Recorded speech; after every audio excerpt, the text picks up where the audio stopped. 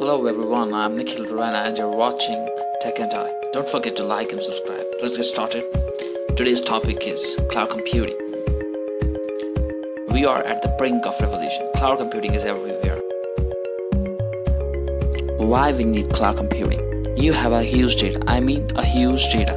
Like videos, files, applications, music, etc. And you are constantly running out of space. Well, no longer. With cloud computing technology, all your stuff can be stored on the infinite space of World Wide Web. Over the next few minutes, I'll explain to you what is cloud computing, how cloud computing works, and what are the pros and cons. Let's start the explanation with cloud storage. Cloud computing is the storing of data and application on the remote servers and accessing them via the internet rather than saving or installing them on your personal machines. Not only that, cloud gives you the ability to work anywhere at any time. Let's take an example. I am pretty sure you all have online email accounts. When you log into your email accounts from a browser, but here you notice no storage for your account doesn't exist on your computer. It basically belongs to the email providers of cloud computing architecture. It comprises of two parts, front end and the back end, which are connected by the internet. The front end represents the computer that you as a client uses to connect.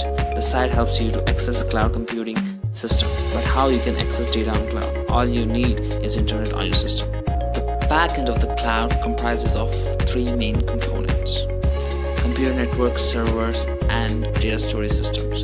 When you start storing your data on cloud servers, you no need to buy high-end computers and storage devices. All you need is a system powerful to connect to cloud.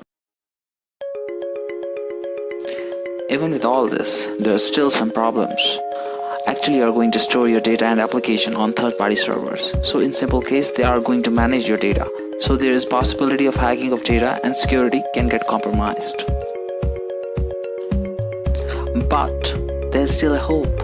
Cloud computing lives and dies for companies' reputation and reliability. You can also set your protection methods to protect your data as well, like authentication and authorization. Use complex and strong passwords and provide access to the authorized personnel only. Now, let's talk about pros. You can access your data from any place at any time. You have to pay only for what you use. Good processing power because of powerful hardware used. High redundancy because of multiple copies placed at different places in case of disaster. So, how much you have to pay? Depends how long you're going to use. If you have a short-term plan, you can use cloud services as it's definitely going to be less expensive rather than buying a new hardware. But scenario becomes a little different when you're planning to use 2, 4 or more years. In that case, buying a good hardware is the best option rather than paying rent for this many years. Now let's talk about cons. It's expensive for a long-term use, security of data, internet access dependency, and last but not least, privacy. Well, that's not all. In my next video, I'll explain you the difference between cloud computing and virtualization.